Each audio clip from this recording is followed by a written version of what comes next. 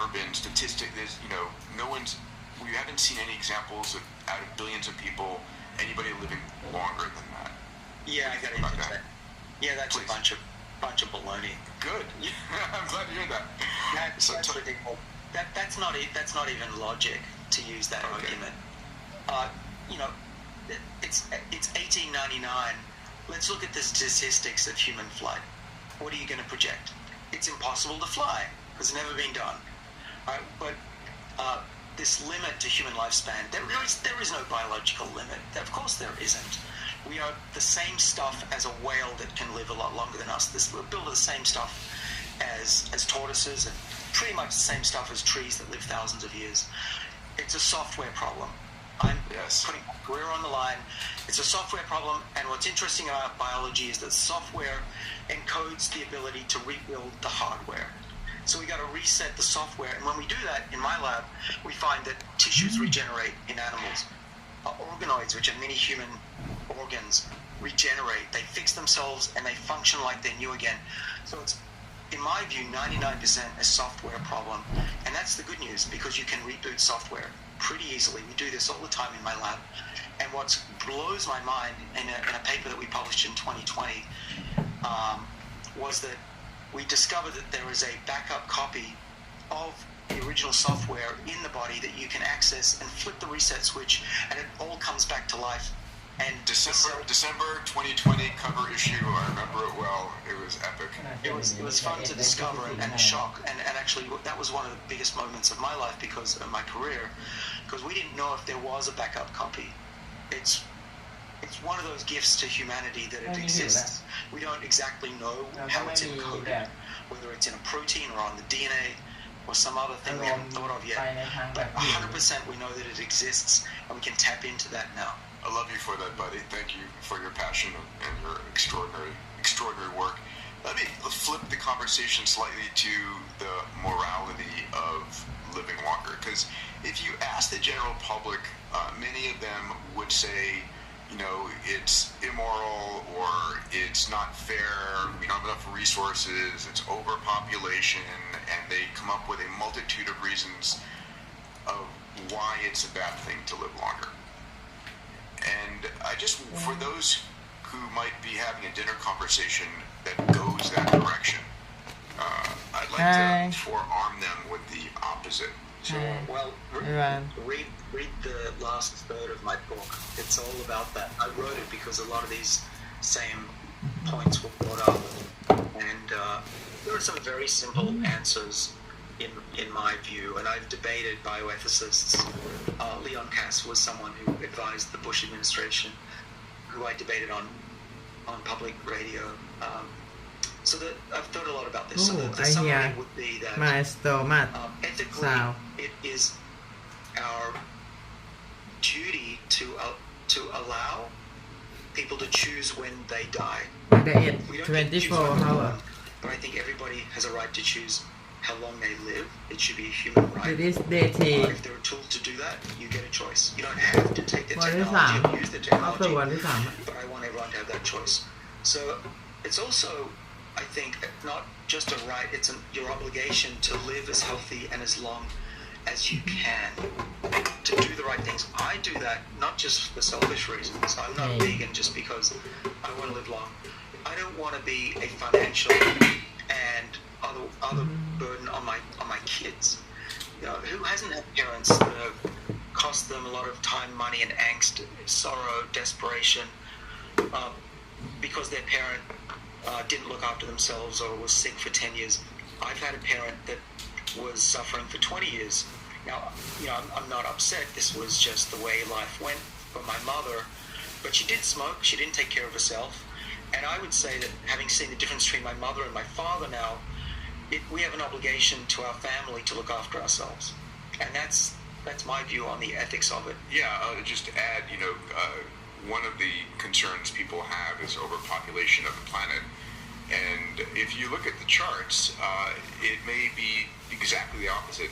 Elon, who now has, I guess, on record 10 children, goes on to point this out for different reasons. But 50 years ago, the average children per family globally was something like 5.6. It's now dropped down to below 2.4.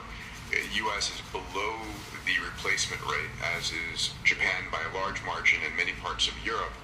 And it may well be that we have a massive underpopulation on the planet. And, just go fly across any country and look out the window. Yes, we have our mega cities, but the majority of the planet is underpopulated. And yes, we need to feed, clothe, provide energy, clean water to everyone, especially as people become wealthier. They want better quality of healthcare, better education, and better food sources. But we can do that, and that's what technology does. It's from everything from cellular agriculture to solar. This is the direction we're going. But saying to a group of people, "Thou shalt not have the right to live a longer, healthier life," that doesn't sound like an ethical option. Well, no, and even doctors should feel that their mission is to prolong life. There is no greater or nobler cause than the prolongation of life. This is Francis Bacon, 1614. We'll add to prolongation of a healthy life. Yes. Exactly. Even better. And that includes mental health. You got to keep the brain young, otherwise there's no point. But your point is well taken, which is that what we're doing in this field, addressing either 80 or 90 something percent of the cause of ill health on the planet, is the right thing to do for our species and for the planet. Also considering how much we could save and how much is wasted right now on what I call sick care rather than health care. Yeah, it's devastating. Yeah. Devastating. And it just made one point. The United States ranks 42nd in terms of population longevity on the planet. It's insane. Well, this is because technology is distributed unevenly, and that we need to figure out a better way. I'm from Australia originally, where everyone has free healthcare, and it works great. Because people who get sick are a major burden on all of us. We forget that it's not just isolated, and it impacts all of us socially as well. So really, what we want is cheap and effective. Not just medicines that treat diseases at the end stage, these band-aids or what I call whack-a-mole medicine. We want these cheap medicines to make it possible for us to get through our 60s without the fear of cancer, and our 70s and 80s without heart disease. Medicines that are right on the cusp of being available. There are some medicines such as metformin and a low dose of rapamycin that are already on the market are being used to prolong health that way. And these are the drugs that I think are going to have a huge impact on the future of humanity in the same way when antibiotics and vaccines were discovered. Yes, thank you. Let's jump in for a few minutes into what you and I both do that others can do that is effectively cheap and reasonably affordable for everybody, and then talk a little bit about what the next layer of activities are to maximize. So let's go back and forth. I'll start with sleep. I didn't get enough sleep last night, but I prioritize it. I used to, in medical school, shoot for 5.5. I considered my stability point, but I just sat down with Matt Walker for an hour, and the stats are staggering. There's nobody who can actually sleep under 6 hours and have good health. We need at least 7, closer to 8 hours to be able to do that. I use an eye mask. I use a cooling blanket. I use basically a process of bringing the lights down and ultimately getting myself to bed at the same time every night, which is like 9:30 because my eyes pop open at 5:30, 6:40, at 5:45. Similar for you? Yeah, so exercise and sleep are my downfalls. I have worked on it as well. I was talking with our mutual friend Tony Robbins about this, and Serena Poon. We were also on a podcast, an Instagram Live to be specific, and we were comparing our sleep patterns. And after that, we followed up with our actual sleep measurements. We're all measuring it, and I thought I was bad. I was getting an average of about 5.5. Serena, I think Tony was less than 5, and then Serena was 4 point something. So here we are professing get sleep, and we are, the worst offenders of probably most people. So I think that I freely admit that I'm not perfect, and I am striving. You mentioned some hacks. I have a bed that reduces my body temperature, so I get better sleep, deeper sleep. I use other things such as dimming lights as well. But I do need to do better. One of the things that's not well appreciated is why is it so important to get sleep? Now, there's two things. New discoveries have said that it's a way of cleaning the toxins out of the brain. There are draining channels that pump when we're asleep. That's important. That's even true for flies, fruit flies. The other thing is that these longevity genes that we've worked on for years, called the sirtuins, control not just our longevity clock, our biological clock, but they also control our 24-hour clock. And when either of those clocks gets messed up, they affect each other. And so by sleeping well, you also slow down your rate of aging. Interesting. Let's get to exercise next. It's a weak point for anybody busy, but one of my takeaways from this longevity platinum trip I just finished, because everybody was over and over and over stating exercise is one of the most important, if you would, complements to any longevity plan. And if it was a drug, it'd be a multi-trillion-dollar drug. How far are we from exercise mimetics that can help maintain muscle mass? Well, I think we're already here. It's just not well known. So the first thing is that exercise plus these mimetics gives you a double bang for the buck based on animal studies and some hints in human. One of the molecules that we've worked on for many years, resveratrol, is an exercise mimetic, makes mice run further, gives human more energy. The one that's more recent from my work is called NMN, not to be confused with M&Ms, please don't sweep those out. But NMN is a precursor, and Peter, I'm imagining everybody who knows your work and who's read David's amazing book, Lifespan, yes? So with NMN, the mice run further, and it's better if they exercise. But we have new data from Metabolic, which was spun out of my lab 10 years ago, and using a molecule that also raises NAD in muscle and other tissues. Those people had increased endurance, as well as lower other parameters such as cholesterol and blood pressure. So again, probably an exercise mimetic. I'll let you in on a little bit of a secret. Working with the military, who are helping sponsor these trials, I'm now allowed to say that. I saw the news when it came out. Welcome to my channel. Yeah. Well, I went on Joe Rogan's podcast, and he asked me about that, and I got in huge trouble for even mentioning it. And that's all I did. I mentioned it. And then the military put out their own press release a couple of years later, and I thought, okay, all right, now I can talk about it. But we're also, and we're just increasing the number of patients there being tested by another 100.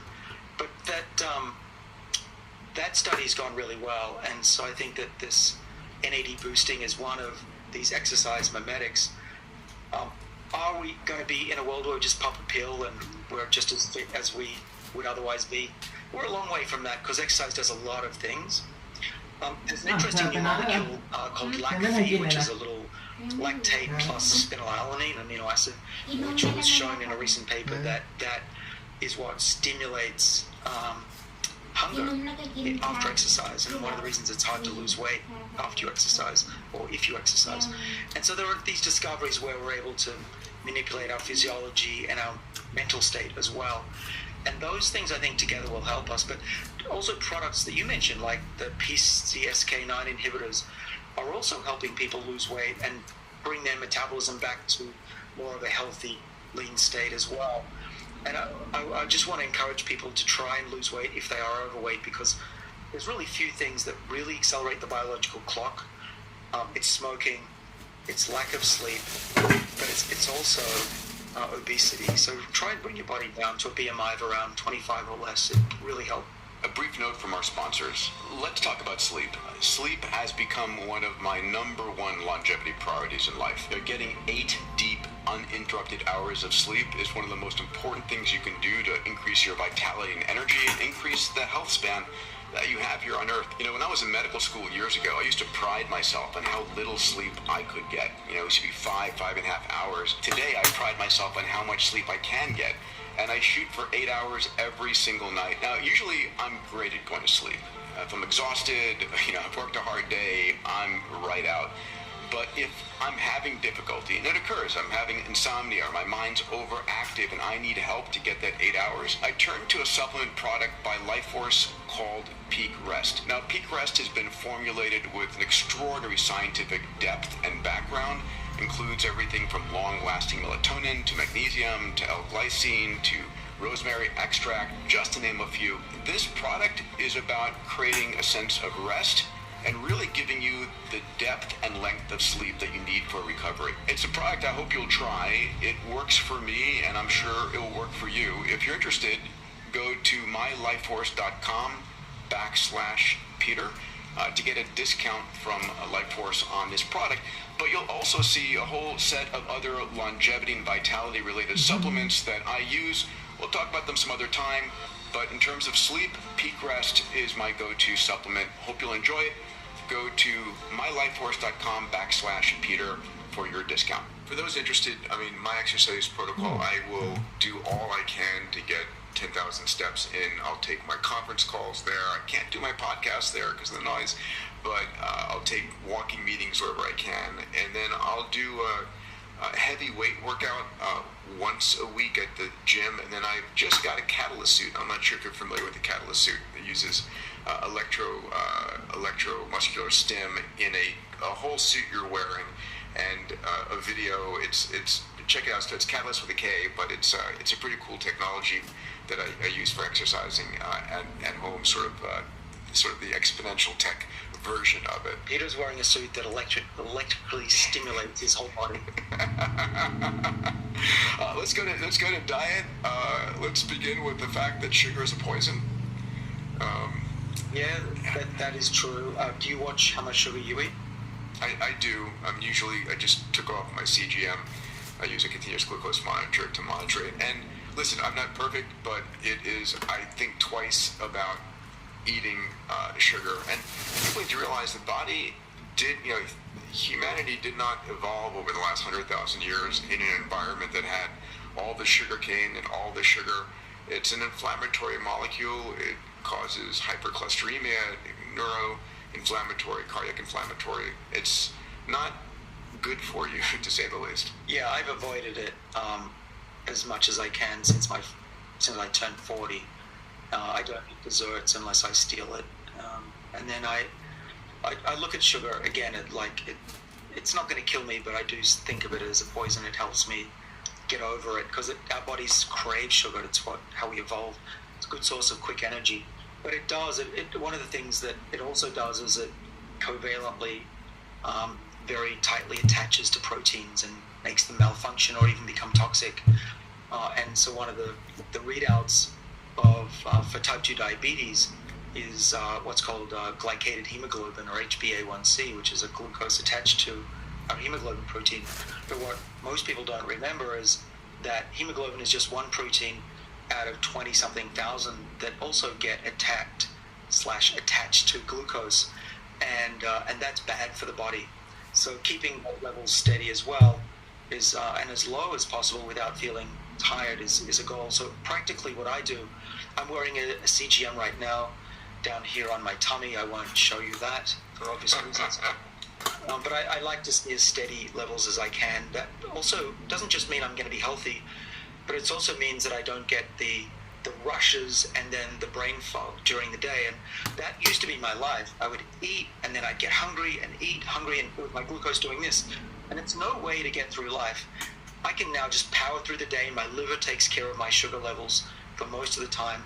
I don't feel hungry, and I just think, and I can focus. Yeah, no, it is amazing. I use Levels as the system, the app that I use. They work with Dexcom, and it's interesting, right? So both of us do a size amount of intermittent fasting. I think you do more than I do. I will try and fast 6 o'clock at night through one the next day. I'll have a late lunch and a dinner. But you have an extraordinary amount of energy, more than people realize when you're able to do that, because you're not, blood's not flowing to your gut, and people need to try it. It's a fascinating feeling. I mean, I literally felt hyper when I started that the first time. Yeah, you're right. It's a fallacy that you get tired, because that's what happened when you start, because your liver is lazy. It won't make glucose for probably the first 2 weeks. So power through that zone, drink a lot of water, tea, coffee, whatever gets you through, fill up your tummy, and you'll find that you end up having more energy than you've ever had in your life. It's amazing. So we hit sleep, exercise, diet. I think mindset is clearly one of the most important things as well. And that comes with love, community, hugs, and just purpose in life. And then, we could talk about it some other time, but there's a whole slew of, I call it don't die from something stupid category, which is, imaging yourself in a way, this is through Life Force, through Fountain Life, through Inside Tracker. These are ways to understand what's going on inside your body, so that you can be data-driven in the decisions that you make. Exactly, yeah. So I work with top athletes and other well-known people who want to optimize their body for performance and longevity. And I cannot do anything scientific or even effective without measuring something. And I either use Inside Tracker, or I've been involved with them for many years, and into just full disclosure, I put an early investment in that company. There are other measuring companies. Telehealth is one I'm now developing for biological age. There's the whole Life Force group. They do a lot of measuring. So what I made the case for in my book was that we need a dashboard on our bodies, as good as or better than we have for our cars. And we wouldn't drive our cars without a dashboard. It would be crazy. We wouldn't know where we're going, how fast we're going, if we're running out of fuel. Why do we do that on our bodies? Why do we go to the doctor for an annual physical? This is medieval. We need our bodies to be checked up 1,000 times a second, which is what you can do now with monitors like Levels Health provides. That's just glucose. The future, as you know, is that we're going to be monitoring thousands of analytes constantly. And it's all going to your AI that is optimizing your life, if you wanted to. If you don't, if you want to be a couch potato, that is your option, but you should have the option to actually maximize your health. Buddy, I am grateful for our time. I'd love to come together and on our next conversation do a little bit of an AMA. We both have a large Twitter audience. I think both of us have asked them what they'd like us to talk about. So on our next session, why don't we take some conversation from the community? But I wish you an extraordinary day and week ahead, pal. Appreciate you. Well, thank you, Peter. And likewise, what you do for us, people at the forefront of technology, is you inspire us and give us the resources to make the impossible possible. Thank you. Thank you. I'm proud, by the way, everybody, to be a benefactor to David's research in his lab, along with Tony Robbins. We love.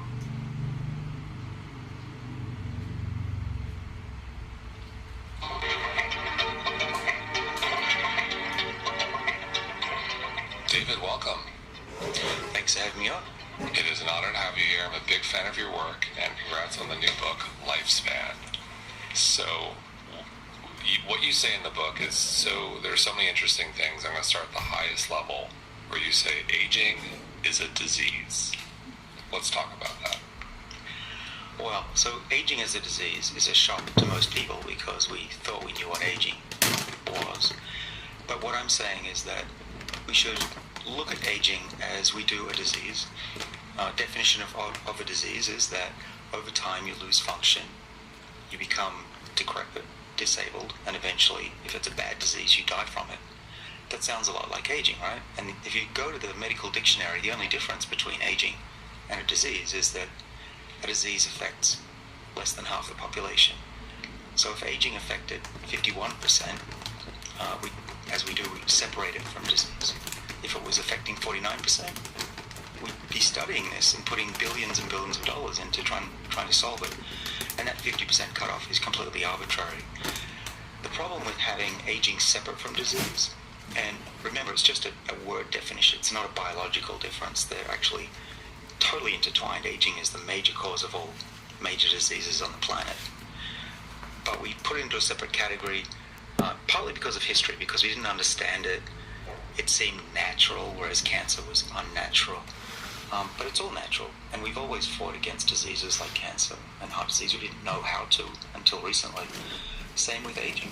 But we're at a point now, like we were with cancer 30, 40 years ago. We now understand, we think, what drives the process. And we're having some really great success in the lab and in some clinical trials with people of being able to at least slow down, and some evidence that even reversing aging is possible. And when you can do that, then I think we should start taking aging as a disease very seriously.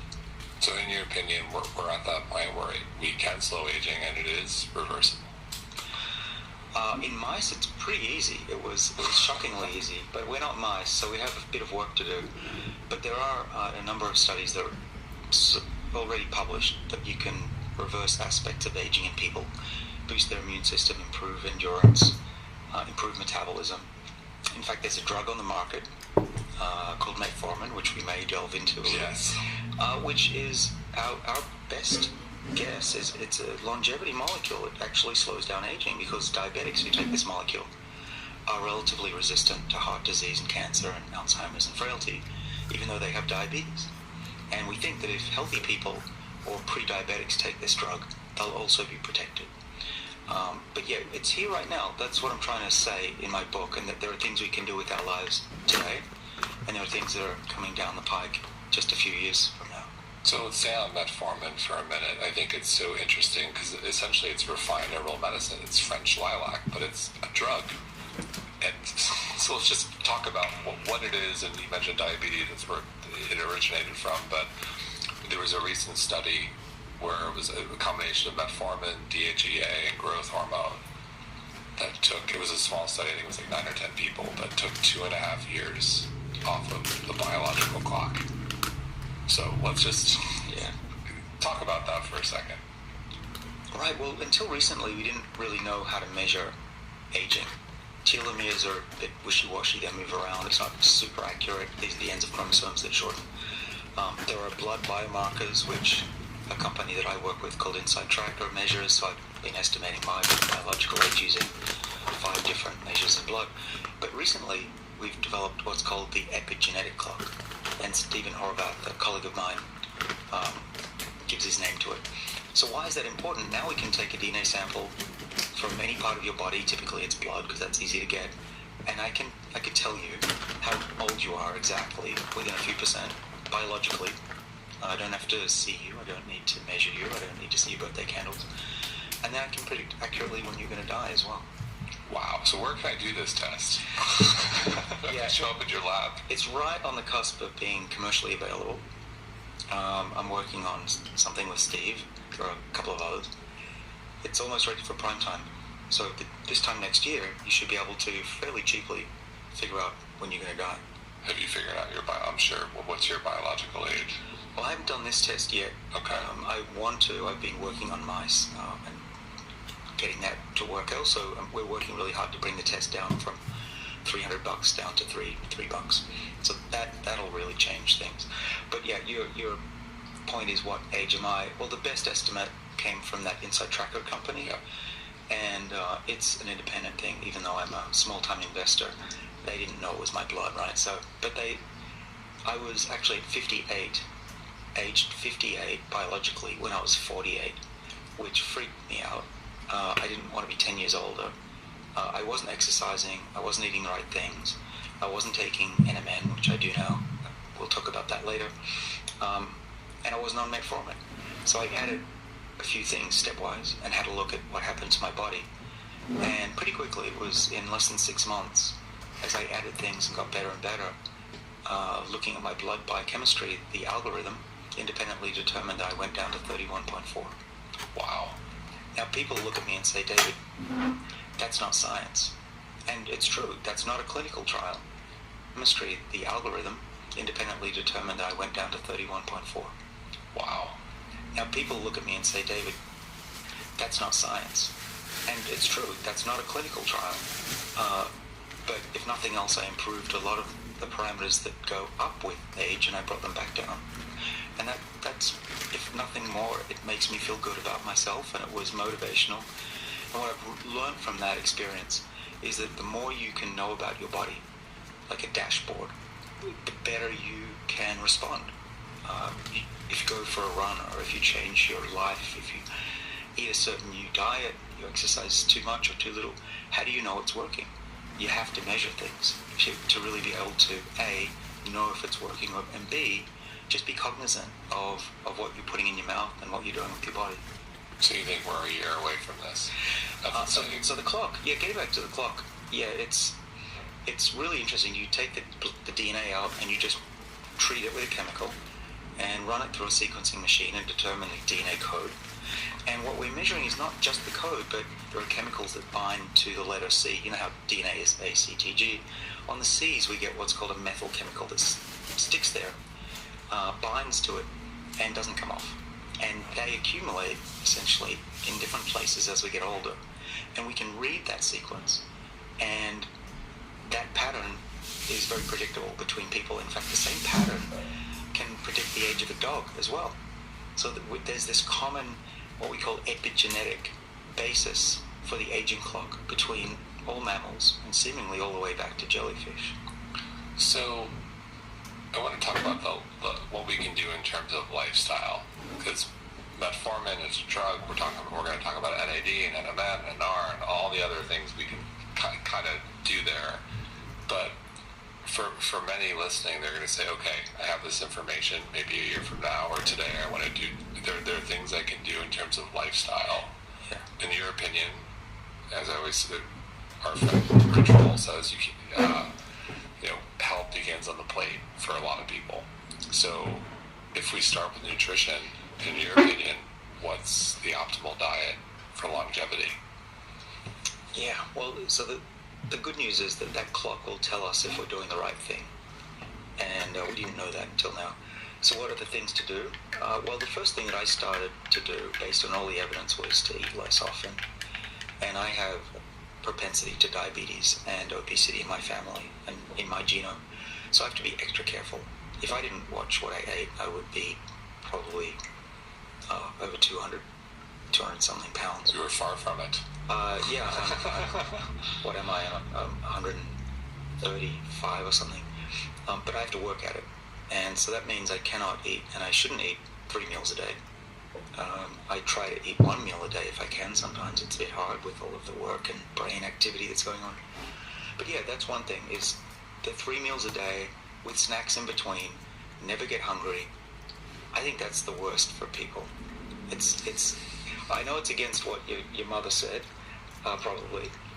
And the old idea was that you don't want to stress out your system. You don't want to have big spikes in ups and downs in glucose, because that'll stress out your pancreas and that'll lead to diabetes.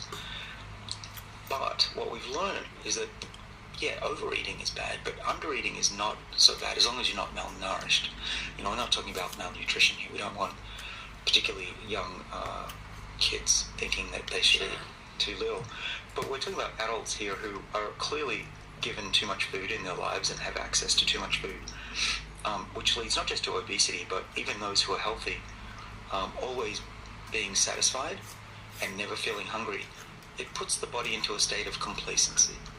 We've worked in my lab on a set of genes called the sirtuins for the last 30 years. We found them first in baker's yeast, and they're in our bodies. These are very ancient genes that evolved to survive when times were tough.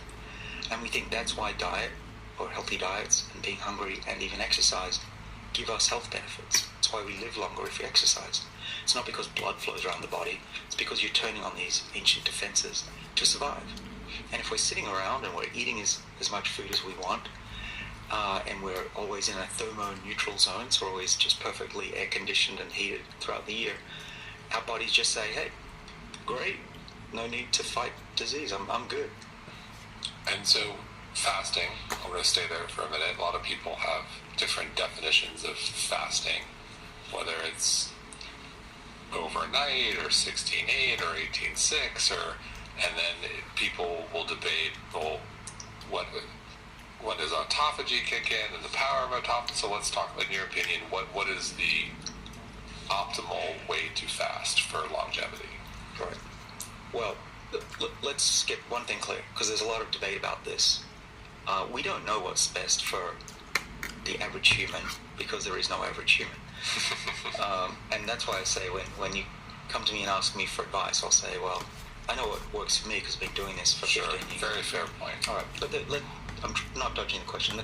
I think that what I do is good for me, in part because it fits my lifestyle. But if I could just do whatever I wanted to, I would try to skip food for 3 days in a row, at least once a month. Our friend Peter Attia does that. Yeah. He goes for even a week, once a quarter. Now, I can't do that. I just find it in a row, at least once a month. Our friend Peter Attia does that. Yeah. He goes for even a week, once a quarter. Now, I can't do that. I just find it really tough. But I think it's good because after 3 days, we know that a different type of autophagy kicks in to scrape the barrel and recycle proteins. And it's called chaperone-mediated autophagy. And can you say that again? Chaperone. It was a mouthful. So chaperone, okay, we got that. Mediated autophagy. Okay, and it's really what it means is there are proteins called chaperones that hold on to proteins and guide them where to go. And in this case, they push them into the garbage can to be recycled. And that takes a lot of hunger. I would say starvation, but a lot of... 3 days is no joke. Pretty close to starvation, right? And so your body will say, okay, now it's time. I've run out of all my fat, or run out of certainly my liver stores. I'm going to start chewing up the protein to make energy. And that's what's going on. And that's when you get rid of the really bad misfolded proteins in the body, which accumulate and cause diseases like Alzheimer's and other things. So that's all good. So I think that being able to do that would be wonderful. There are other ways to do it. There's that drug that's fairly toxic called rapamycin that simulates low amino acids. I haven't gone there yet because it's got some side effects, but it has been shown in humans to boost their immune system, so it does have some problems. The other good thing to know is that there's a clinical trial about to read out the results really soon, phase 3, which means that's the final result, and there might be a new drug that's safe and effective to boost this pathway, this protein sensing pathway. But in the absence of that drug, which is still many years away for the average person, the best thing to do is to go hungry for 3 or more days. So for the average person, yeah, probably not going to happen. What's more likely is 14 hours, 16 hours, 18 hours. And in your opinion, is what I know we're all unique individuals. I'm 6'7", 200 plus pounds. I'm very different from you and our average listener. I know it's hard to generalize, but is there sort of a minimum, in your opinion, to get the benefits of fasting for longevity? Yes. Specifically autophagy, too. Yeah, there is. And you can also look at places on Earth where people live a long time. Now, there are plenty of places where people don't eat breakfast, but they don't live a long time. Most people, not most, but a lot of people skip breakfast anyway before this whole intermittent fasting, periodic feeding thing came into the mainstream. So I think it's got to be more than just skipping breakfast. So that's why I try to skip lunch too. So I think if you can skip breakfast, do it. And if you don't, then try to skip another meal, dinner perhaps, have a very early dinner or not at all. My metabolism, by the way, is the type where my blood sugar goes up as I wake up, and therefore I'm full with sugar and I don't need any more. And that explains why I'm not hungry in the morning. So if you're not hungry in the morning, you're probably like me. You don't need breakfast, so don't have it. And we actually, just as an aside, we have a son, Benjamin, who has my metabolism. And my wife, as old parents, thought it was essential that he goes to school with a full stomach so he can concentrate. And he developed obesity as a result. So he gets a tiny breakfast now. But that's a consequence of our genetics. But yeah, anyway, the point being, more you can skip, the better. And I don't think breakfast is enough. Got it. So I'd say 16, from what I'm 16, 18 at the minimum. Yeah. You go longer. So with regards to diet, So what do I eat? So we've established that when we're not eating, how often, but during the eating window, what is the optimal diet in your opinion? How do you eat? Yeah, well, so I've always been of the opinion that you can learn from other cultures. And we know that what we eat in the US, or at least served up when you're at airports, is the worst you can. It feels good, it tastes good, but that doesn't mean it's good for you. In fact, it's similar to the point that you have to get your body out of a state of complacency. If you're eating a lot of sugar and fat, you've got complacency, and your mind and your body just says, thanks for that, I'm not going to try hard. So how do you trick your body into feeling like times are about to be tough? So one way is to have fewer calories in general. So the best way I've found to do that is not to eat high caloric food, which is, for me, is a very tasty vegetarian meal and salads. And actually, I think many of the listeners will know that once you get used to that, the idea of eating a giant steak, fatty steak, is not that appealing. Occasionally I'll still eat meat, in part because it's often the only thing you can eat on a menu, and I don't mind some social life. But I also exercise, and if I'm exercising, a bit of meat I think it's not going to hurt me. But generally I try to be more of a guinea pig than a lion. I look for particularly plants that are highly colored, deep colored plants, and you might ask why. That would be... Well, I'm curious, why and what? What? Well, so things like... So leafy vegetables that are really deep green or deep red, and those are particularly the good ones. And I also look for organic foods, not because I'm scared as much of the pesticides, though that's important. It's because organic foods aren't held with gloves. They're a little bit more stressed out usually. Okay. And the more stressed out your food is, first of all, the brighter colors they'll have, because they're producing these colors as a defense. And those colors are actually an indicator of other molecules that plants produce to try and survive when they're stressed. We call these xenohormetic molecules. Now that's a mouthful, so I'll break it down. Xeno just means between species, and hormetic means what doesn't kill you makes you stronger. And you're getting the theme here, right? We need to trick our bodies into thinking that times are tough, even though we live in utopia compared to our ancestors. And so the plant molecules that are produced, such as, I could list a bunch of them. So resveratrol comes on, quercetin, butene, so the green tea, and turmeric, and curcumin. We've all heard about this, but has anyone ever really thought, why are they so helpful? How come they tweak the right pathways in the body in just the right way? And my best explanation is that we have evolved to sense when our plants are running out of their own food or their own water. And that's important because you've got to know when you're going to run out of food and get ready for that. And that puts your body in a state of defense. And we can trick our bodies into thinking we're running out of food, even though we can always just go down to the supermarket, by eating foods that have been stressed themselves. And those chemicals, like resveratrol, which we've studied for decades, turns on those sirtuin defenses, mimicking exercise, mimicking fasting, without actually having to do those things.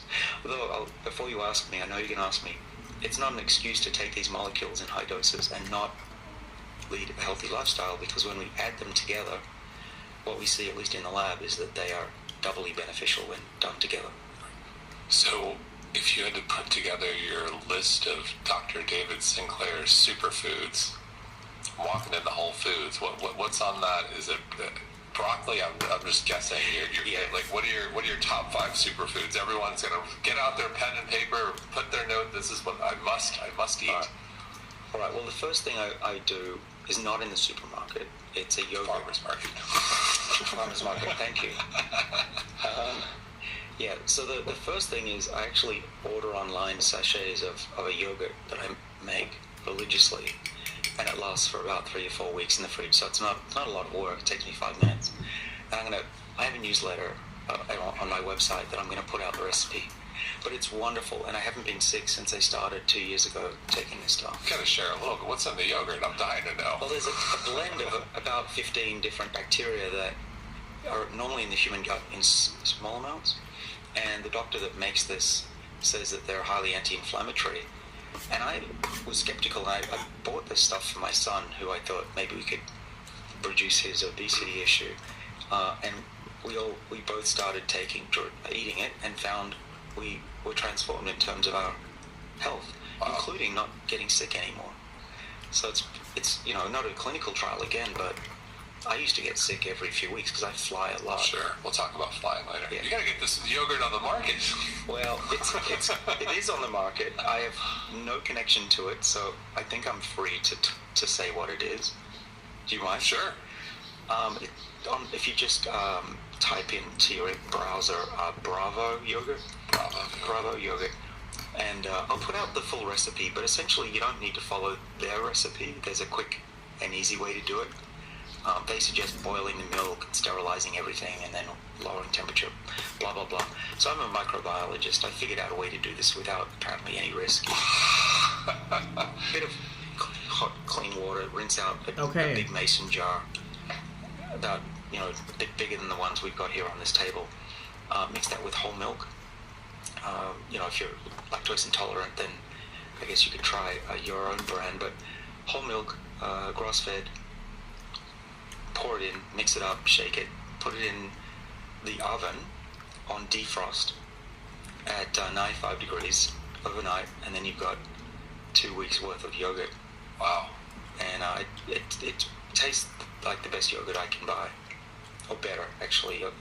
There's no sugar in it, of course, and so I don't like the taste of really sweet anything anymore after my diet.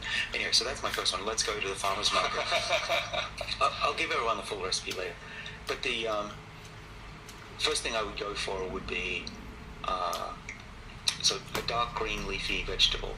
So that would be, unfortunately, kale. I say unfortunately because a lot of people don't like kale. Just Dave Asprey. Yeah, well, that's hard. Yeah. I like kale. Yeah, kale or anything. I think baby broccoli's good. All that good leafy stuff. I also would do Brussels sprouts. I would avoid grapes, actually. Grapes, so Rhonda Patrick and I agree that grapes are overrated. There's huge amounts of sugar, and you eat one and you can see, actually, if you monitor your blood, like we do, it sends it through the roof. So that's just one thing I'd walk past. And then the next aisle, so we've got 3 items already, I think. If you include the yogurt, then I would go and I get fruit. I'm not averse to fruit. It's a nice snack in between if I need it. So I'm pretty good on apples, but I don't go for a really sugar-laden fruit. I don't want it to be sweet. Banana, I think things like oranges stink. They're fine with the pulp, but still, I'd save my glucose intake for something that is really, really great. The other thing that I notice actually on this diet, and having monitored myself, is food's special now. It's a treat, and so if I stick something in my mouth that isn't great, I've been known to go spit it out. Not religiously, and not at a restaurant, but if it tastes like crap, I'm not going to swallow it, because that's something else I can't eat later. Sure, it's a good way. I don't eat a lot of meat anymore. And when I do, it's going to be a damn good piece of meat. Yeah, Otherwise, exactly. I'm not going to do it. It's like, I don't want a burger just for a burger. When I'm like, I'm going to do it. It's going to be amazing. I'm going to do it once a quarter. Whatever. Yeah. So I also eat beans and things. I'm not okay with the lectins. I'm not sure what about Dr. Gundry's thing. I have to be convinced about that. Okay, that's good. So you're okay with beans too? Yeah, I am. I'm a little bit more cautious now that I've read his book. But I've been eating that stuff my whole life. I think people struggle with autoimmune kind of issues, but if you know if there was a problem. That's my take, at least. My I don't have a medical opinion, but that's my personal opinion. Well, it's all personal. Here's the thing, that, like you say, what works for someone's microbiome and physiology and immune system might not work for another. And so you can feel what works for you, and you can monitor not just how you feel and how many times you get sick, but if you want, you can do a blood test at one of these companies. Sure. But also, what you can do is you can measure things like blood sugar and see that it's working or it isn't. The other thing that's important is that it's taken me about 15 years to optimize things for myself. Wow. Okay, it's not just I'll just switch to one diet and hope that it works. And that's often misunderstood because my colleagues who are scientists, they say, well, David's doing this, doing that. How does he know anything? This is, they say N of one. N of one, that's the criticism. Well, it's an N of one, but, over 15 years, every day, you do learn a lot, and you can repeat the experiment over and over again. I'll give you a quick example. I had cacao, a big, thick chocolate drink, as part of a ceremony. I was just out in San Diego, and I drank it, and it had a bit of sugar in it, which is not going to kill me, but I expected my blood sugar levels to go up, which they did, because I've got a monitor here. But then what happened was really weird. My blood sugar went way down as I went to bed, and through the night stayed baseline, couldn't even go lower, according to the sensor. When I woke up, it came back up. I've never seen it happen, and I'm curious, if I try it again, will it happen again? Is there something in chocolate, that particular type, that really made my insulin sensitivity go up, which would be great? And it's an example of the kind of experiments that I can do on my body. Well, I was going to ask you, I think, for someone who does a lot น่า of จะมีการเปลี่ยน experiments แปลง on ใหม่ their นะอาจาร body, ย์ อะไรอีกอะ and someone it sounds like แล้ว who ต่อไป also จะไม่กิน listens ก to ล้วย their ก็ body, องุ่นแล้วก็ do you ต่อไป mostly น่าจะอดอาหาร find 2-3 วัน when you เออ feel good after eating something and then you look at the lab results that they're in line, and then vice versa, when you feel like crap and then you look at the bloods or whatever mark you're looking at, marker's not good? Do you find that mostly to be true? I do, and that's been a surprise. I've only been monitoring my glucose for a couple of months now, but now I know what it feels like to have good blood glucose and what it doesn't. And the surprising thing about it, besides grapes being bad and potatoes not being as bad as I thought, and white rice being horrendously bad. Unfortunately, I ate sushi for 10 years, so that was a mistake. But here's what I also learned, is that if I overdo it, let's say, well, maybe I'll tell you for sure, last week I ate a lot of food and I drank a fair amount of alcohol. Regrettably, I felt bad, I slept poorly, and that's to be expected. But what I didn't expect was the next 3 days, my metabolism was out of whack. I couldn't get my blood sugar down. I saw it was just massively high, and I thought, this has never happened, this is weird. What I think has happened is that my liver then filled up with fat and is releasing it into my bloodstream, even though I'm hungry. I actually felt hungry while my blood sugar was still high, so I really messed up my system, and I think that's how most people exist, because they're not, well, not most people, but a lot of people who eat a lot of food are still hungry, even though they've got a lot of blood sugar in their body. นี่ And เป็ then น it ส่วน took 3 ตัว days to go away. แต่ลงละลาเขา The ต้อง other มี thing ส่วน that ตัว I was fascinated was that I jumped on a treadmill to try and get that blood sugar to go down, thinking, wow, this is crazy, I've got to get it down. Let's see what happens. So I ran on ไม่ a กิน treadmill ข้าว for แล้วจะ about กินอะไร อะไร 10 minutes กิน pretty น้ำเปล่า fast. อืม And ไม่ it ก็ got to come down. เดี๋ยวลอง As สอ soon ง as วัน I ก่อน stopped running, just went straight back ไม่ up. ที่2 วันอาจจะทำไม่ได้ก็เป็น And แบ so บ that has 26 taught me 27 ชั่วโมง very clearly Sounds the funny. past week. อันนี้ ก็ไป Don't กินพรุ่งนี้บ่าย overdo it, because it's not just that it's one day.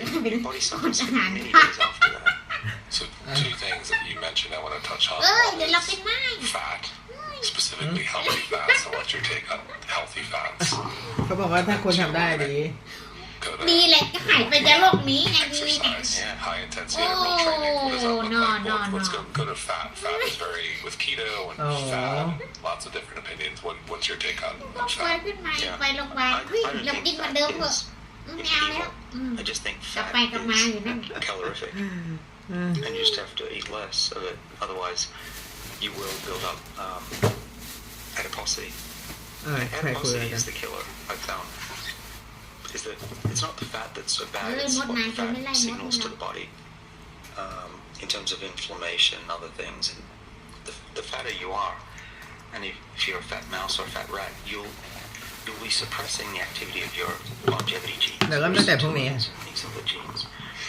And that's really bad. That means that you might be healthy, you think you're healthy, but if you've got adiposity, a large amount, it's healthy. I've got some fat on me. I'm not so skinny, but I see with my body, if it gets over a certain amount, let's say a BMI goes up to, I'm probably a BMI of 23. If I go up to 25, 26, I immediately เด็ start ก to ๆเขาไม่ see กินกล้วยก็ problems, องุ่นไง including ถ้าเปิดเพื่อนก็ evidence that ส่วนใหญ่เขา my ไม่แนะน longevity genes being shut ำมัน down. มีน้ำตาลสูงนะ So getting back to เอา what ว่า to นั่ง eat, คิดอย่างเดียวตัวเองเดี๋ยวก็ไปยกถังไปยกปั๊ม used to avoid ใช่ fat ต้องออกกำลังกาย ข้าวไม่กิน ถ้าไม่กินก็ต้องออกกำลังกาย เดี๋ยวก็ in the 90s. เป็นลมตกลงมาเดี๋ยวเราก็ Yeah, or ถี just บ low ซ้ำ fat, เติม low อ่ะ fat, ไม่ได้ช่วยเราทำตัวเอง morning นะ to start your day. It's a nightmare. So I've changed my mind. ถีบซ้ำเนี่ย And actually, I would love to get my childhood back to be that stuff. But for about 20 years, I didn't eat eggs, very little milk, almost นี่ never ขนาดนี้ยัง ate ขับรถ milk ผิด or ชง yogurt, ผิดชอยทุก thinking วัน that any form of โอ้ fat โห was มัน good. 3 วันกินทีไม่ And now I lead a เธอ wonderful วันนี้ life. เรา I จะ eat ทำอะไร cheese, เรา I จะ eat ไปไหน yogurt. ไม่ใช่ถามเราอย่างเดียวนะ I think I'm healthier than I ever was. อันจะมาไม่ But อ่ะ you can't eat the same quantity of cheese as you do Man. plant food. You just gain จัด too การ much. เซลล์ หนู ที่ ยังไม่ Healthy จับ fats, เดี๋ยวเรากินเถอะ including cheese, is not the healthiest. Healthy fats that I like are if I eat meat, I eat fish. If I have a choice. แล้วบอกแล้วฟังมากก็เป็นมากไม่เห็นไหม So, ฟังให้มันน้อยๆจะได้เป็นน้อยๆ so หน่อยนี่ก็เป็น how do เย you อะแล้ว rank นะ your fish? Do you go by either smash, ฟังอย่างอื่นนะ salmon, mackerel, ไม่ต้อง anchovy? สุขภาพแล้วรู้แล้วสุขภาพแค่นี้พอแล้วไม่ต้องมากมาย Rate them accordingly. I try to rate them based on taste. รวยแล้วไปทำอะไร ไปกินไปเที่ยวไป In อะไร terms of เออ longevity, I'm just เอานั้น curious. ก่อน ไม่ Well, ต้อง salmon's สุข good, ภา I พ know พอแล้ว that. But I don't break it down that finely. Okay. And in terms of your healthy fats, other than fish, a lot of people here love แค่กิน avocados. มื้อเดียวเราอยู่ olive ได้ oil. ด้วยนี่ก็บุญนะเนี่ย Okay. ยิ่ง3 วันกินทีเราไม่กล้าอยู่เป็นเพื่อน I นะ always have a couple of เธอ avocados. กินปกติ เราก็รู้อยู่เราปกติอ เซลล์ ยู่ ไม่ได้ แล้ว ให้เธอ3 วันกิน รู้แล้ว Now I'm trying to หมาย figure ถึง out ว่าเรา should ก็ I ไม่ eat อยากอยู่กับคน avocado ประหลาด toast? ประหลาด That's แบบ how นี้ you แล้ว eat it. เออ Well, you sound good Australian and you avocado toast. Yeah. Yep. So avocado, fantastic for sure. Olive oil, I'm becoming more and more convinced olive oil is the thing to do. So I've เธอ always ไม่ใช่คนเบื่อ put นะ amounts on bread and on คน salads. ก็บอก But there's more and more evidence that just taking a spoonful of this stuff is good for ข you. นาดแฟนตัวเองยังมองประหลาดเลยคิดดูว่าคนอื่นจะมองขนาดไหน It was Andre. Country loves olive oil. Andre was the one who was saying it's got 10,000 times whatever.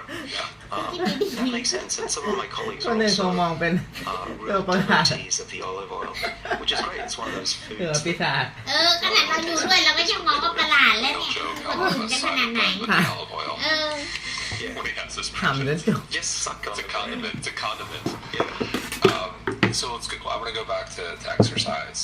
It แม่ sounds ยัง like ห่ว you're ง fat เลย and ว่า high เราจะอยู่ intensity ไม่ได้ interval แล้วต่อ training. ไปเสียรางวัล I'm a นะ big fan. It's mostly a spectator sport, unfortunately. For me, ไม่ใช่ถามแม่แม่ก็พูดเมื่อกี้ I'm mostly on แม่ก็ airplanes รู้ว่า or เชียร์ behind a ไม่เป็นไร computer. เดี๋ยวเชียร์ค่อยเดี๋ยวกินวันละมือก่อน I แล้ว mean, เดี๋ยว once ค่อย a week, ถ้าชินแล้วค่อยเปลี่ยน always do Man, high tung intensity tiền mà exercise. khác. It's Anh terrible. đi It bắn should đi be tản. 3 times a week at least. Occasionally I'll go to our home gym, but usually I'm just knackered. So I go, because it's only once a week, I spend 3 hours in the gym. I remember you said that on Rogan. He was like, "What are you doing?" For 3 hours? Making up for the rest of the week. So we spend an hour. So คน my ยาก son ค and น I จ do น this, เขามี and แต่อยา it's ก the กิน best thing. I อันนี้ไม่ได้จนนะไม่กินเองเดี๋ยว probably ก็ wouldn't ตาย do it as much if it wasn't for my son being there. I took him to the gym for his benefit because it turned out to be the best thing we've ever done as a family. But so we spend ต้อง an ให้ hour เสีย with a เกิดเป็น trainer คนจน who really works จะ us ลำบาก hard. ไม่ต้องกิน We're อะไร doing deadlifts. ไม่ And, มีอะไรกิน 3 วันที yeah, my ไม่ son ได้อา is ทิตย์นึงกิน นั่นแหละ 1% for his บอก age ว่า now. ถ้าดีสุดต้องอาทิตย์หนึ่งแต่3 วันอ่ะ แม่อาทิตย์หนึงจำได้เปล่าเด็กหนูเลยท่านน่ะ Wow. เท่าไหร่ He's very proud of that. อาทิตย์เปล่า เหรอ Then we do แหมเป็นไงอ่ะเปลือกเป็นแต่กระดูกน่ะแล้วไม่เอานั่นอย่างนั้นเรียนว่า boxing. And he's getting to the point where he can actually cause some damage on me, to me. หอมมะละกอ And แก้ he recently got his own set of boxing gloves, so he's very happy about that. So that's fairly aerobic if you do that right. And then we'll do some treadmill and some. Well, it's all personal. Here's the thing that, มีที่กินดีๆ like ก็ you say, ได้ what works for someone's microbiome and physiology and immune system might not work for another. เดี๋ยวไม่ And ได้ so ผอม you บ้าง can นะ feel what เออ works อ for ด you. เดี๋ยว You ก็ can ผอมเลย monitor อันนี้ก็ not Khana just how đi you léo. feel and how เด็ก3 วันกิน many ที times นี่ you รู้ get sick. But if you want, you can do a blood test at one of these จะดู computers. เนี่ย But also, ไม่ได้ what ทำอย่าง you นั้น can ทุก do วัน is ก็แบบนานๆทีไง ทำไปเพื่อ you can measure things like blood รี sugar อยู่แล้วเนี่ย and see that มือวันละครั้งนี่ก็รีอยู่แล้วจะรีขนาดไหน มันแบบมันจะมีเซลล์ที่เก็บไว้ในตับในไตอย่างเงี้ย it's taken me เรา about ต้อง 15 years จั to ดการมันให้ optimize จบ things for myself. ตัดออกมาเหอะเลยอวัยวะน่ะจะได้ไม่ต้องเก็บอะไร Switched to one diet ถ้าเหลือแต่กระดูกเนี่ย มัน and จะได้ that's often ไม่มีก็ misunderstood because my colleagues เอาออกมาเหอะ scientists, they say, well, okay, he's doing this, doing that. How does he know anything? He says, no, they say N of one. N of one, ตั that's บ the ไตมันก็ case. ต้องเก็บลงเก็บเลือด It's เก็บ N of one, but ส you กปร know, ก over อะไรก็ 50 ว่า years, ไป every อันนี้ day, ไม่ให้เก็บอะไรก็ตัดออกมาเหอะพวงนั้นน่ะ over and over ตาย again. แล้ว Give you a quick example. I had cacao, big, thick chocolate ว่าแล้ว cake ทำไมแม่ as ต้อง part of ceremony. คิดอยู่ว่าแม่ก็กินปกติตอนท้องแล้วทำไมลูกเป็นอย่างนี้ And I drank it and it had a bit of sugar in it, which is not going to kill me, but I expected my blood sugar levels to go up, which Yeah, they they tell did them, because they I'm tell not them. monitored here. But then what happened was really weird. My blood sugar went way down as I went to bed. ถ้าเป็นแม่ก็ต้องคิดทุกคนปกติดียกเว้น Baseline เสีย couldn't even go lower according to the sensor. When I woke up, it came back up. I've never seen พ่อ that ก็ happen. พ่อคน I'm เดียวกัน curious แม่ก็แม่ if คนเดียว I กัน try แต่ it again, will it happen again? ประหลาด Is ก it ว่าคน something อื่ in นคน chocolate, เดียวอ่ะ a particular type that really made my insulin sensitivity go up, which เหมือน would be great. ประกาศยังไงวะ And those are, it's an example of the kind of experiments that I can do on my body. I was going to ask you, I think, for someone who แม่ก็ does a ต้อง lot เหมือ of นนั่งคิด experiments on เขา their กินอะไร body, ผิดเขาวะ and someone it sounds like who also listens to กิน their ปก body, ติดีทำไมออกมาเป็นม do นุษ you ย์แล้วกลายเป็น mostly find ประหลาดอย่างนี้ when you feel good after eating อย่าไป something, โทษ and แม่ then you โทษ look เขา at the แม่ lab ก็คิดเอ results ง that ไม่ใช่แล้วไม่ใช่โทรถามแม่ and เลย vice นี่ versa, when you แม่ก็พูด feel ตลอด like มัน crap, ที่ตัวเจ and เอ then ง you look at เออ the ก็นั่น blood แหละแม่ก็ whatever คิดไง mark you're looking at, เทียบพัฒนาตัวเองทุกวัน it's not good. Do you ขนาด find แบง that ค์กิน2 มื้อ mostly คน to be ยัง true? มอง I กัน do, เท่ากัน and that's been a surprise. I've only been monitoring my glucose for a couple of months now, but now I know what it feels like And then to have good นานๆที blood ทำ glucose and what ไม่ได้ทำทุกวัน it doesn't. And the ไปกิน surprising มื้อ thing เดียวอะต่อวัน about it, besides grapes being bad and potatoes ค not น being เรา as ใช้ bad พ as ลั I ง thought, งาน and เขาบอกว่า white rice being เดิ horrendously นนี่ก็ bad. ใช้พลังงาน So แล้ว bad, เนี่ย I ate sushi. หายใจก็ใช้พลังงานนะ ครับ But here's what I also ไม่ learned กิ is นแล้ว that จะเอาพลังงานที่ไหนมา overdo ใช้ it. Let's say มันไอ้นี่ไง น้ำอย่างเดียวไม่พอหรอกยกอันนั้น40 โล 50 โล I eat a มัน lot of กิน food เซลล์ตัวเองไง a fair amount เดี๋ยวก็ of ตาย alcohol. มันกินหมด Regrettably, ไม่หมด I felt bad. I slept poorly, and that's to be expected. But what I didn't expect was the next 3 days, my metabolism was out of whack. I couldn't get my blood sugar down.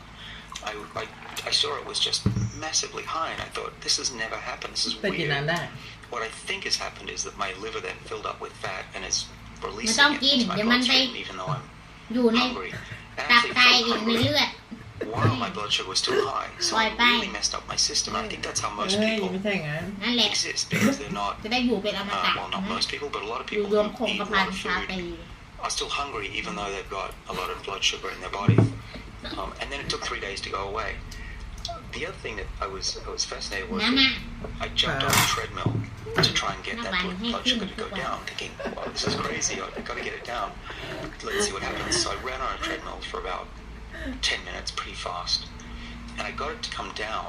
As soon as I stopped running, it just went straight back up again. อ๋อ And so that has taught me very clearly แต่ in ไม่ the past ไม่ week, ต้องทำตามมาแบบ don't มันไอ้ เราไม่ นี่ ได้ do it ทำตาม because ระ it's บอก not just that เฉย it's one day, your body suffers เดี๋ยว for many ป่วย days มา after. ก็ต้องกำลังไปหาหมออีกอุ้ยอะไรก็ไม่รู้2 คน เออไม่ป่วย specifically healthy fats. I want you to take up healthy fats. มันต้องรอเป็นก่อนถึงจะแบบครับเพียงไม่ทำอีกแล้วครับนี่ยังไม่เป็น Exercise. พอเป็นแล้วจะได้แบบทำอีกเปล่าไม่ทำแล้วครับต้องเป็นก่อนไม่ว่าอะไรก็ตามแต่ Lots of different opinions. What ต้อง what's เป็ your น take ก่อน on fat? เออ จะท I don't think fat is โอ้ evil. ตัวน้ำตา I ไหล just กัน think นะ fat is calorific, and you just have to eat less of it. Otherwise, you will build up adiposity. And adiposity is the killer. I've found is that it's not the fat that's so bad; it's what the fat signals to the body in terms of inflammation and other things.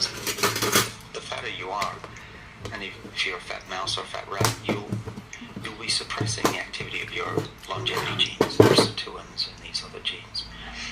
And that's really bad. That means that you might be healthy, you think you're healthy, but if you've got adiposity, a large amount, เขากินอย่างนั้นเขาอาจจะมีอาหารคงอาหารเสริมเป็นคงเป็นข้าวสามวัน I กิน see with ที my body, if ตัว it เองกิน gets อะไร over กิน a แต่ certain น้ำเปล่า amount, let's say a BMI goes up to, I'm probably a BMI of 23.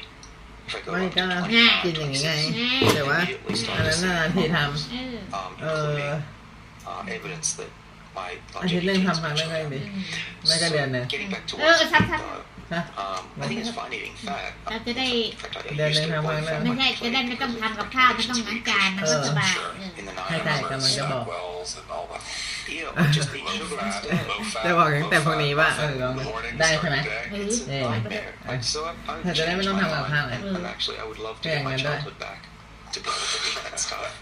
But for about 20 years I didn't eat eggs. พอดี very คนในทางก็ไม่ต้อง little ทำกับ milk, ข้าว almost เสีย never ate รวยเสร็จ milk ก็ or เสีย yogurt, ชีวิต ตัง thinking ค์ก็ that เป็น any ของ form of fat was ภรรยา good.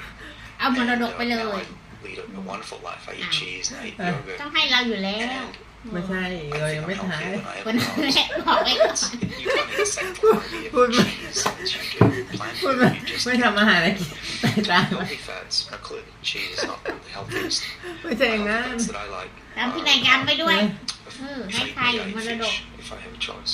อืม And then I take my มีเยอะกี่คน omega-3s. ยกให้ใคร Yeah.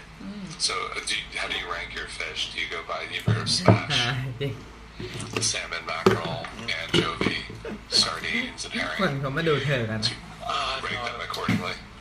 I try to rate them based on taste. That's a good way to rate เฮ้ย them. แต่ว่าอันนี้ยังไม่หมดด้วยว่ะ But in terms of เดี๋ยวเก็บไปกิน longevity, I'm just curious. เผื่อมันไม่รอดไงก็กิน พรุ่งนี้ไหมเก็บไปกินพรุ่งนี้ But I don't. เชื่อ break อด it อาหาร down มาได้ by quantity. 24 ชั่วโมงอะครับทำมาได้ In terms 2 of วัน your นะ healthy fats, เดี๋ยวพรุ่งนี้จะอดมากกว่าเดิม เป็น a lot of people Check. here love avocados. 30 ชั่วโมง olive แล้ว oil. Good by you. Oh yeah. 30 Yeah, sure. เออ So plant ดู fats. สิเดี๋ยวก็กินเที่ยงพรุ่ง I นี้ always have a couple of avocados in the fridge that, or on จะลองดูอดอาหาร 30 ชั่วโมง ไปเข้าห้องส้วมจะได้โทรภารกิจ10 โม That's ง how I usually eat it, but maybe I don't want You got the toast. good Australian Uh-huh, Indian but no. avocado toast. Yeah. Yep. So avocado, fantastic for sure. Olive oil, I'm becoming more and more convinced olive oil is the thing to do. So I've always put liberal amounts on เมื่อ bread เช้า and พ่อ on อัดก็มาซื้อบุหรี่ตั้งแต่ เห็นไหมยังมีก้านอยู่เธอ salads. But there's more and more evidence that just taking a spoonful of the ก้านหรือ salad กระ is ดู good ก for you. มันโผล่ And, ขึ้นมา it was Dave Asprey who put me ซี่ on โครง it, wasn't it? It was Andre. Country บ้าน loves เราเรียก olive ซี่โคร oil. ง It was the one And who was he- saying it's Oh. got 10,000 times whatever. Yeah. That makes sense. And some of my colleagues are also จริง real devotees of the olive oil. ก้าม ประเทศเราเขาเรียกซี่โครงกระดูกข้าง เยอะ คนนี้เรียกกระดูกข้าง โอเค We don't joke เรียก on อย่าง the นี้ได้ side of bread with the olive oil. จ่อยเกิน คนเราเขาเรียกจ่อยเกินมันก็เห็นแต่กระดูก Condiment, ข้าง it's a condiment. แปลว่าผอมมาก So let's go. I'm going to go back to exercise. กระดูกข้างคือตรง Sounds ซี่ like โครง you're a นะ fan of high ไอ้ intensity ไอ้ interval ไอ้ที่ training. ผอมๆเห็นซี่โครงนี่เขาบอกเป็นโรค I'm a big fan. It's แต่ mostly เชียร์ไม่เห็นที่โครงหน่อย unfortunately. เห็นไหม For me, I would love to do Mấy nàng more. học. I'm mostly on Mấy nàng. airplanes or อาจารย์ behind a ทำงาน computer. เอ๊ะ So only once a อาจารย์ week, ทำงาน like, อาจารย์ตาล do ทำงาน high intensity ไม่ exercise. นาน It's เดี๋ยวก็ terrible. เห็ It น should ที่ be โค 3 รง times a week อา at จารย์ตาล least. Occasionally I'll go to our home gym, but usually I'm just knackered. So I go, Oh. because it's only once a week, I spend 3 hours ทุกคนต้องเชื่ออาจารย์ตาลไม่นานเห็นที่โครง เท่มากเลย making up for the rest of the week. So we spend an hour. So my son and I do this, and it's the best thing. I probably wouldn't do it as much if it wasn't for my son being there. I took him to the gym for his benefit because it turned out to be the best thing we've ever done as a family. But so we spend an hour with a trainer who really Okay, works us everyone. hard. See you We're next doing guys deadlifts, team. And Wow.